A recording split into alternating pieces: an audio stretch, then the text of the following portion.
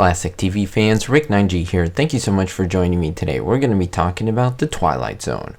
More specifically, about an episode where there's a really cool factoid and trivia about two individuals who appeared in an episode. I'll get to all the details, tell you what the episode is about. But first, I want to start to look at a specific actor. Now, he was in two Twilight Zone episodes. I'll start with this one. It's called What You Need. Now, it's an early episode. It's a season 1, episode 12. And it's all about a small-time crook who plans to exploit an old street peddler who has the uncanny knack of selling people exactly what they need in the time that they need it in. Now, this old street peddler is the man that I do want to talk about in this video. His name is Ernest Truex. Now, Mr. Truex was fantastic in this episode. It wasn't the greatest Twilight Zone episode. There were some flaws in it, and it wasn't the most recognized, but I think he did a really good job for his part and what he had to do. I'm not going to spoil the story. You should watch it. It's an early on Twilight Zone episode, so it's nothing to write home about, but I think if you are a fan of the show and you think you've seen all of them and you haven't seen this one, you should check it out.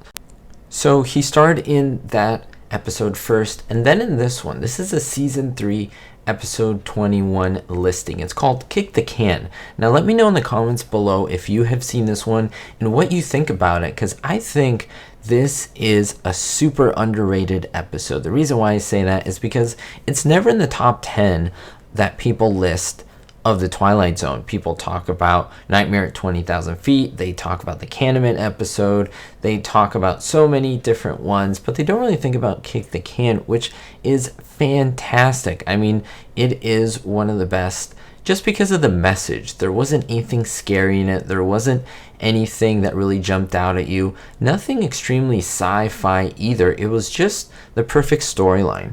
Someone that in your 30s or in your 80s you could understand. I don't know if any of you who maybe have watched this decades ago and watch it now, if there's any more meaning to it or not, but I'll tell you a little bit about it. The man involved is Charles Whiteley. He's an elderly resident of Sunnyvale Rest. It's a home for the aged. Now, it's not a happy place, and Charles' hopes of moving in with his son David are completely dashed. When? Well, when he's told that he can't take him home. He recalls his youth where they played kick the can and didn't have a worry in the world. Now his best friend, or his close friend at the home, Ben Conroy, begins to worry him when Charles suggests all you have to do is wish it and you can be young again. Now Ben is worried his friend will end up in the loony bin, but it's Ben who's actually the man who's in for a wonderful surprise. Now, the star of this episode, Ernest Truex, does a fantastic job. And the fact that I want to point you to is this scene where he is with his actor son, that is the man who's playing his son as an actor. And if you notice, they look a little bit alike, nothing too crazy, but that's not accidental. Now, what's that actor's name right next to him? Well, that's Barry Truex. Wait. The same last name? Have you heard that last name before? Yes, in fact, in real life, Ernest Truex and Barry Truex are father and son. Wait, yes, not just in the script. They weren't just acting as father and son. In real life, they were father and son.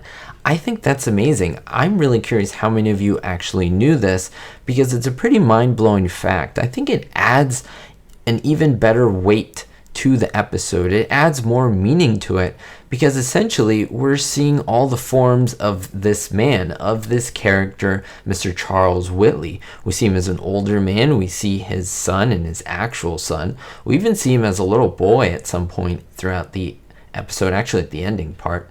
Doesn't really spoil it that much, but to give you an idea, I mean, that's pretty amazing that they were able to cast his son, and that is very purposeful.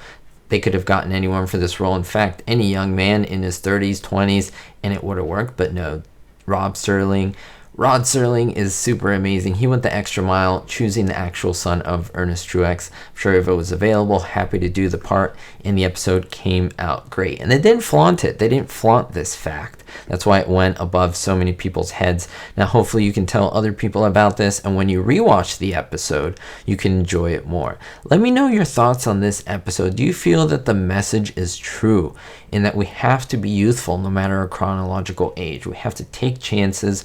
We have to have fun. We have to think like children and just be the best version of ourselves that we can. Thank you so much for supporting me. Thank you so much for watching the video. We'll see you all next time, and don't forget, be hopeful. Thank you so much to my supporters on Patreon, especially my diamond tier patrons.